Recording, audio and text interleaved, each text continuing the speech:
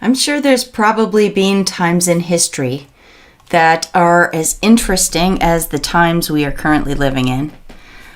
But not in my lifetime, I'll tell you. We've got the COVID scamdemic. We've got the technocrats trying to implement their fourth industrial revolution, Great Reset, New World Order.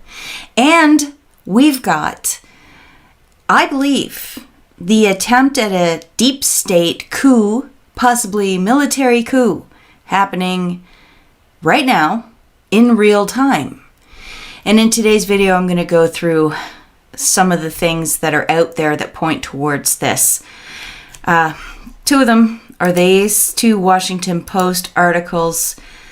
Technology once used to combat ISIS propaganda is enlisted by Democratic group to counter Trump's coronavirus messaging from May 1st, 2020. And this is military-grade DARPA-produced technology and techniques are going to be used against the American people, specifically against the sitting president. I mean, that's crazy. That's very extreme. And then we've got this thing, the Transition Integrity Project. So this group of people, the Transition Integrity Project, is basically saying no matter what happens on election 2020, we are going to do everything we can, encourage the military to step in order to ensure that Trump does not take the presidency. These two things, in my opinion, constitute rebellion, an attempted coup d'etat, treason. It's just out in the open, in my own opinion. That's what I think. So in this video, I'm going to go through some evidence for that. I'm going to show you what's happening. I want to direct you to other people who have written about this or talked about this. And I'm specifically going to focus in the second half on a retired Judge Advocate General, JAG, Colonel from the U.S. military. He's retired now, named Richard Black, and he put out a 10-minute warning about what he has observed and what he sees happening and how dangerous he thinks it is, okay? So this is a serious matter. It's hard to even do this video because I know I can't do it justice. But I want to show you the basics. So let's start with the one Washington Post article about the propaganda tactics they're going to use to counter the president's message supposedly on coronavirus, but it could be about anything when you think about it. So it opens, I'll just read some of it.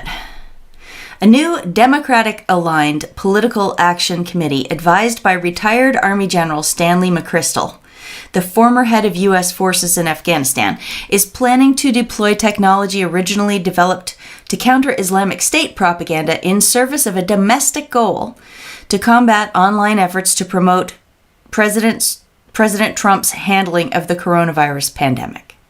Okay, let me just stop for a second. You remember Event 201? This was the coronavirus pandemic planning exercise that happened in October 2019, and then surprise, we have an actual coronavirus pandemic. Well, one of their things they said they wanted to do, in fact, I watched their videos of this event.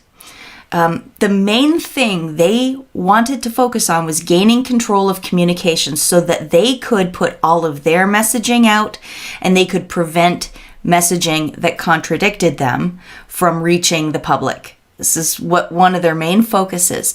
Here's a little clip of them all talking about a tactic called flood the zone. A couple of strategies that are available to us, one of which is the flood strategy. And flooding good information. Flood the zone. Flood. A manifestation of flood. Flood good information. Flood the zone.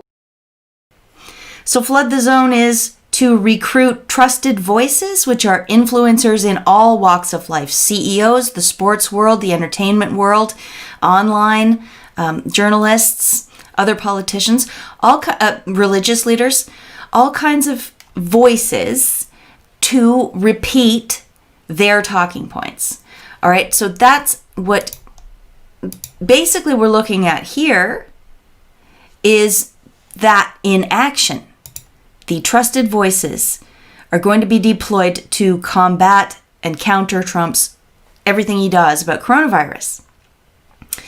The group is called Defeat Disinfo. It will use artificial intelligence and network analysis to map discussion of the president's claims on social media. It will seek to intervene by identifying the most popular counter-narratives and boosting them through a network of more than 3.4 million influencers across the country, in some cases paying users with large followings to take sides against the president.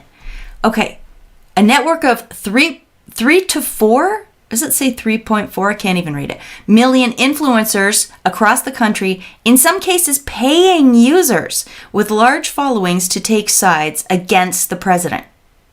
And down here it talks about how this technology was developed by DARPA, the Defense Advanced Research Project. So the American taxpayer paid for this to be developed. It was used in the theater of war to propagandize the enemies. And now that's being brought over to the United States to do the exact same thing against the American people. And they are paying people, they say right there, to take sides against the president. And obviously they're doing this in more than just the area of coronavirus. This is the battlefield.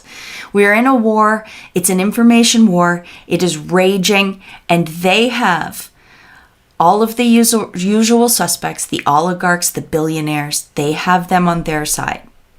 They have their money. They have their support. So Defeat Disinfo, here's its website. If you Google it, this is what you get. This is what you get. Defeat Disinfo. Join the digital front line in the fight against Trump's disinformation. And their homepage says, Trump's lies about Joe Biden and COVID-19 threaten our society. Republicans and Russians weaponize these lies to divide the nations. The big tech companies can't or won't help. It's up to us to act. Defeat Trump in 2020. We must defeat disinformation. Join us. Join our network of more than 3.4 million influencers. And look, as I've covered a million times, this is by far not the only outfit out there doing that. By far not the only one. I mean, from 2011, there's a story about HB Gary and their high-volume astroturfing technology, which was built by the federal government. Could it be that Defeat Disinfo is using this very technology? Because honestly, ask yourself, where are they getting 3.4 million people to do this? Many of them for free? Could they actually be using persona management software to simplify the process of pretending to be several people at once online in order to simulate widespread support for a point of view? It could be that. But there's also Crestview Strategy, very real company in Canada that claims to do exactly what Defeat Disinfo does. There's Storyful in Ireland that claims to do exactly what Defeat Disinfo does. This is the business of the millennium. Fake news, fake influencers, lies, and more lies. Here's one of the lying liars right now, one of the influencers that perhaps one of these companies is paying, Axios. Axios is seeding the narrative that they want, which is this whole notion that they have to stage a coup at the election time. Otherwise, Trump will not concede the election. Otherwise, Trump will not accept a loss. This is their story. Axios says a top Democratic data firm, Hawkfish, warns that it's highly likely that Trump will appear to be way ahead on election night, but could ultimately lose when all the votes are counted in the ensuing days and weeks. This is their talking point. Even if Trump seems to have won by a landslide, it might not be the case. We got to have days and weeks afterwards to collect all the mail-in ballots and to retabulate and to recalculate. And if you notice, Axios tweeted this, but it's actually data from another company called Hawkfish. And the article that it's in is from a Bloomberg group. 3 different outfits, all taking the one story and amplifying it. Here's MSNBC with an article. Hillary Clinton says Biden should not concede the election under any circumstances. Under any circumstances. What does that mean? Even if it looks like Trump wins. See, Axios lines it up. It's highly likely that Trump will appear to be way ahead on election night. But Hillary and a whole bunch of other politicos and apparatchik come out and say, Biden, no matter what happens, don't concede. This should scare everybody. And it should really doubly scare everybody when we look at this group, the Transition Integrity Project, when they write about their gaming exercise that they held. It's exactly like Event 201. They gamed out all the scenarios. And in any case, they came up with the conclusion that they should not admit defeat. What does that tell you? If Biden loses, they won't admit defeat. If it's tight, they won't admit defeat. They say the only scenario they're happy with is if Biden wins by a landslide and Trump leaves. But they even say they doubt Trump will leave if Biden wins. They're going that far. They're not waiting to see what happens. And right in their Washington Post article, they stress the notion that the media has an important role to play. Responsible outlets can help educate the public about the possibility, indeed the likelihood, that there won't be a clear winner on election night because an accurate count may take weeks, given the large number of mail-in ballots expected in this unprecedented mid-pandemic election. Journalists can also help people understand that voter fraud is extraordinarily rare, and in particular, there's nothing nefarious about voting by mail. Social media platforms can commit to protecting the democratic process by rapidly removing or correcting false statements spread by foreign or domestic disinformation campaigns. Unreal. It's what they're doing is telling you in plain terms that they're going to steal the election. And if anybody out there says that this was theft, or that they saw shenanigans at the polling place, or that they don't agree with this, or that they think Trump should not concede or investigations need to be done, that those posts should be removed. Anyway, I'm going on far too long about this. You should go watch my friend, Frank, over at Quite Frankly, because he does a great job of going through articles that are written about this, like this one here. The Coming Coup by Michael Anton at American Mind. As if 2020 were not insane enough already, we now have Democrats and their ruling class masters openly talking about staging a coup. You might have missed it, what with the riots, lockdowns, and other daily mayhem we're forced to endure in this most wretched year of my lifetime, but it's happening. It is happening, and it's quite concerning. I want to play you just a minute or two of Frank talking about what he's seen out there in the media, with the media playing this role of getting the public's mind ready for a coup, an actual theft of the election, of the presidency, the office of the presidency after the election, sometime before inauguration. This is just a short clip of Frank telling you what he's seen. I wrote a few of these things on down, and you let me know if I missed anything. So let's talk about the telegraphing this year so far. We first got exaggerated after impeachment was done and gone, and that was a failure. We got exaggerated virus coverage. Wherever the president was standing, they were on the other side. Then we got devastating virus response. That is from local mayors and governors. Destroyed people's lives. Suppression of medical dissent.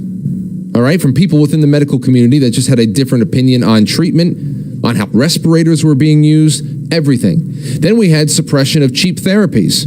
We had smear campaigns against HCQ and everything else. We had the gradual concern shown about the November election and the suggestion of the mail-in ballots. They were already starting that in April and May. Then we had Trump's fake war with the post office as a foundation for the election interference 2.0 narrative that's being built right now. Hillary Clinton's conditioning the public to accept that election night is a thing of the past. There is not going to be an election night. It's going to be like an election month. And publicly pleading with Joe Biden not to concede. Not until their friends at Perkins Coie do their worst. You'll probably have Mark Elias out there, the guy who delivered the dossier money to Glenn Simpson. The projection of a Trump landslide is the last thing that we have over here. This is from Axios and all the think tanks. Projection of Trump landslide being a mirage. That's the last bit of projection we have. That the result should be expected is that a gradual Biden victory will follow in the weeks that come after this mirage of a Trump landslide. And now we have congressmen and women in so-called trusted media musing about how Trump can be forcibly removed if he doesn't accept a seemingly preordained conclusion that he will be losing to a brain-dead man from Delaware. This is how the projection has been. Those are just some things I wrote down over here. All right, so you can send it on more.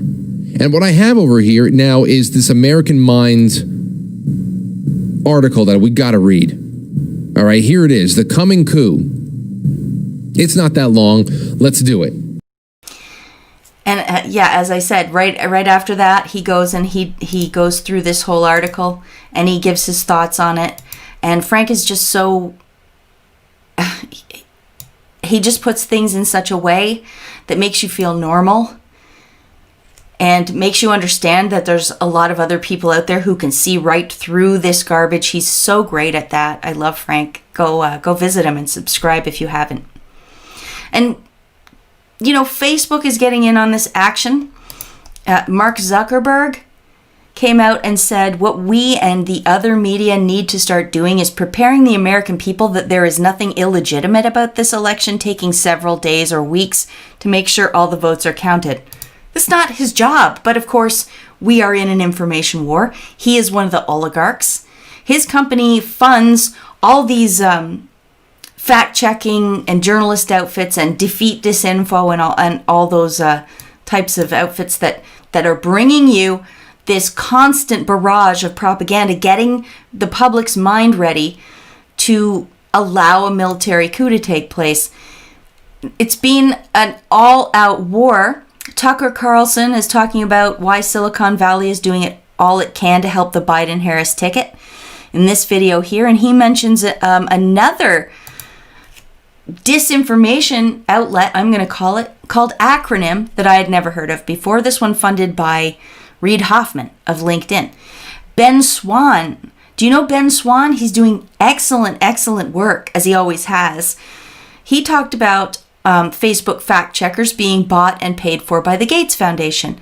Really Graceful has done exposés on fact checking, as has Corbett Report, and as have I in different times throughout my YouTube career. Like Praying Medic says here, as the press and military-industrial complex conspire to damage Trump's reputation, reporters want you to know there is no deep state, and the notion that they're trying to remove Trump from office is a conspiracy theory. They're all in it because this is a globalist takeover. The oligarchs have almost all the money now. It's very, very easy for them to dominate in the information sphere. They've bought up all the outfits, and as they've admitted, they are paying 3.4 million influencers to counter every single thing Trump says. I just showed you. And that's just one company. That's one among hundreds.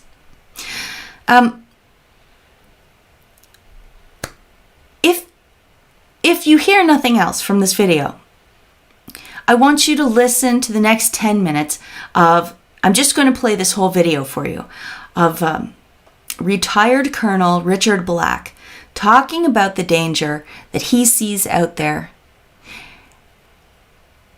that points towards a military coup. And he, in my opinion, doesn't go near far enough in what he thinks should happen to counter this. And he also seems to have misplaced faith in Secretary of Defense Mark Esper, who, if you don't know this, was given an award for lobbying. He was a top lobbyist from 2010 to 2017. He lobbied for Raytheon. So these guys, these generals that he mentions in this piece, in his video, they are all suspect. Ties to the military industrial complex or other things.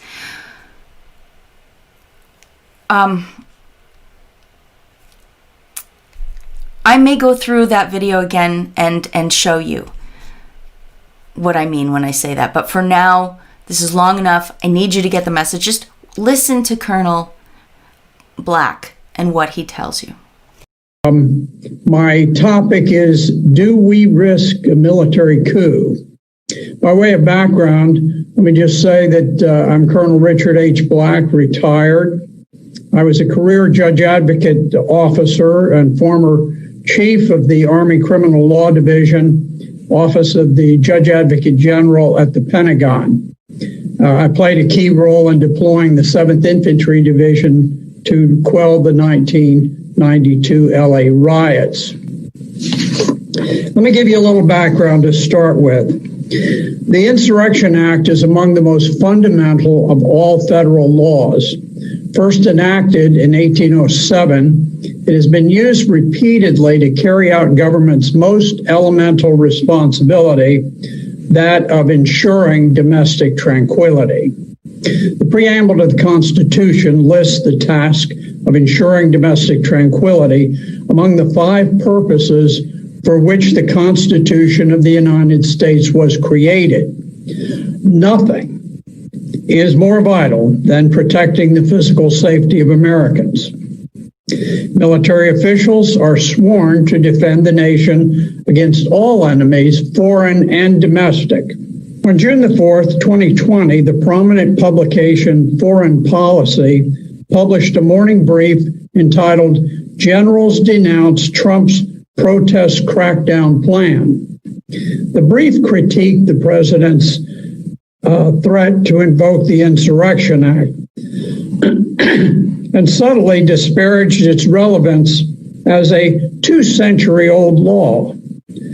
But the law empowering the president to quell unrest using military force has been invoked 22 times since its first use in 1808. Presidents Thomas Jefferson, Andrew Jackson, Ulysses Grant, Rutherford Hayes, Grover Cleveland, Woodrow Wilson, Herbert Hoover, Franklin Roosevelt, Dwight Eisenhower, John Kennedy, Lyndon Johnson, George H.W. Bush have each invoked the Insurrection Act to do such things as stop riots, enforce desegregation orders and military disturbances, and to quell labor disputes.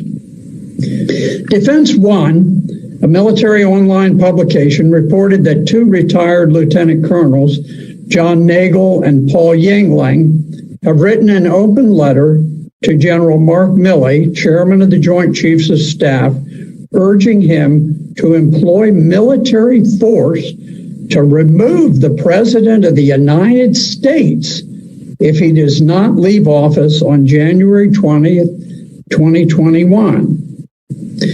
They wrote, if Donald Trump refuses to leave office at the expiration of his constitutional term, the United States military must remove him by force, and you must give that order. Now, it should go without saying that it is impermissible for retired officers to urge a coup to overthrow the government of the United States. And since President Trump has never hinted that he would not follow the constitutional plan for succession of power, it is doubly disturbing that their call for military insurrection is based on fanciful conjecture about what the president might or might not do under various scenarios. The idea of a military takeover has been percolating for some time. As early as August 18, 2020, Defense One had published an article by Thomas Crosby entitled 6 Scenarios for Military Intervention After January 20th. After discussing the rather implausible scenarios, its author stated, coups are nasty things, and discussing them in the American context is deeply distasteful. Nevertheless, facing those scenarios may help us understand the real dynamics general and flag officers will be forced to navigate in the coming months. The author appears to suggest that the generals must begin to contemplate overthrowing the president on or after January 20th, 2021, if the situation warrants doing so. Now, that lieutenant colonel's letter might be dismissed as delusional. However, other factors, including its prominent placement in Defense One, suggest that others are acting in concert to undermine the authority of the president as Commander-in-Chief of the Armed Forces. The military, quite frankly, is becoming dangerously politicized. General James Mattis is the former Secretary of Defense who resigned in 2018 in a successful effort to block the president from withdrawing troops from Syria. On June 3rd, 2020, he issued a frightening denunciation of the president.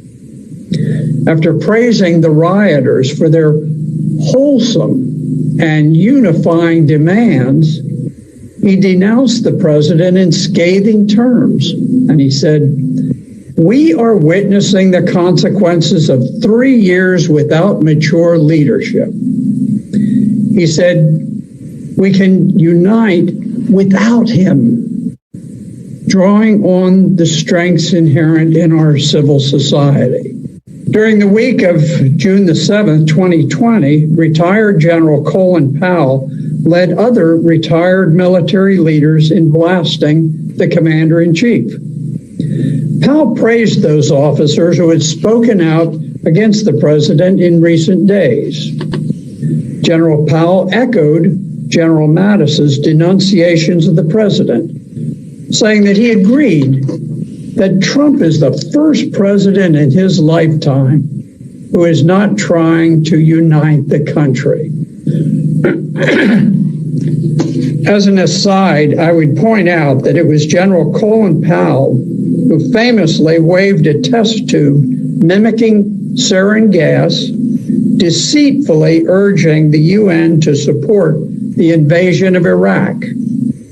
His guile and deception led to the 2003 invasion of Iraq and the killing of 2 million innocent people.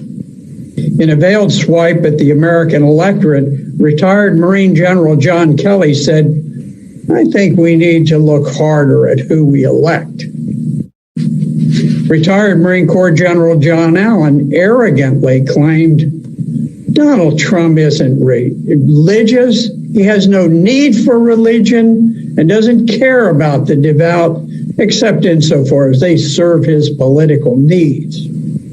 The declarations of these military officials appear calculated to undermine the president's authority to quell domestic disturbances. By suggesting that invoking the Insurrection Act is illicit, and by downplaying widespread urban terror, these officials have placed their imprimatur on the violent criminal behavior. Article 88 of the Uniform Code of Military Justice prohibits retired officers from using contemptuous words against the President of the United States. It is difficult to justify legally many of these officers' comments. In some instances, the contemptuousness toward the president appears to violate criminal law. Taken together, the coordinated release of scathing remarks by senior officials, coupled with publication of a letter advocating a military coup, suggests a deep sickness within the Pentagon and within our constitutional structure. To my knowledge, neither the Secretary of Defense nor the service chiefs have taken action against the widely publicized talk of military insurrection. General Milley should refer the colonel's letter to the legal counsel for the Joint Chiefs to determine whether its publication violates the Uniform Code of Military Justice. Beyond that, Secretary of Defense Mark Esper has an obligation to issue a grave warning against officers both active and retired who seek to overthrow the President of the United States using armed force. Those retired officers who have published contemptuous words against the President of the United States should be issued permanent letters of reprimand cautioning against criminal violations of Article 88 UCMJ. They should be reminded that Article 88 applies to retired officers and that the law was enacted because undermining the authority of the Commander-in-Chief presents a clear and present danger to the survival of our republic. The Department of Defense must act resolutely to restore public confidence. Americans deserve assurance that our nation will not be overthrown by a military cabal. Taken all together, what we've got is General Stanley McChrystal advising that group called Defeat Disinfo, which is paying 3.4 million influencers, I guess not all of them are paid, to go out and contradict everything Trump says. I mean, that is what they say they're doing. Paying users with large followings to take sides against the president. It couldn't be more blatant than that. And then you've got the Transition Integrity Project coming out and saying that no matter what happens on the election night, they are going to try to seize the presidency. That's what they say. And while they're saying that, they are brainwashing the public into believing that it is Trump who is planning to stage a coup, while the evidence is clear it's them planning the coup. And then finally, we've got all these retired generals planting seeds that they won't support the president if he wants to use the Insurrection Act to quell rioting, or that they might possibly go into the Oval Office on January 20th, 2021 and forcibly remove the president if Trump wins. All of this adds up to some really dangerous, in my opinion, illegal and treasonous behavior and plans right out in the open. The good news is they still cannot convince the majority of the public as to their lies. They still can't. All this noise you hear in the press, all these social media accounts that you see seeming to believe the deep state side, they are fake, or they are paid, or they are in the cabal themselves. The people's voices, the people's minds, just instinctively understand the truth. Free people understand other free people. We can tell when something is truthful or not, but that's not stopping them. In fact, that's spurring them on. That's why they're doubling down. They're going crazy. Adam Schiff's come out with another whistleblower. It's going to be nonstop. Nuts. You know, I don't have a positive wrap up for you on this. because the fact is they do own so much of the media. They do control so much of the narrative. They've got the teachers' unions on their side. They've just said that the postal unions and other union leaders are going to be helping with the election policy or something for the vote by mail stuff. I don't know. And COVID rage is on. Second lockdown is being dangled in front of us all. The vaccine's coming at us at warp speed, so we hear. We just got to keep fighting. And that means really it's up here. It's in here. This is a battle for the hearts and minds. And mostly, I just want us all to stay sane and stay true. I'm going to stop talking, everybody. Thanks very much for listening. Until next time. Wait! If you want to contribute to my PayPal, please see the description box below. I have been getting a smaller volume of mail lately, and I have to wonder if that has anything to do with these reports of bags of mail just being dumped out of the postal trucks onto the street and in garbage dumps. There's reports of that happening. So, I don't know. It's just a war on every front. If you want to send me something, my P.O. box is available on my website, amazingpolily.net. Check for my paypal.me address in the description box. Check for references there as well. And follow me on BitChute in case they delete my YouTube channel someday, which they might. Who knows?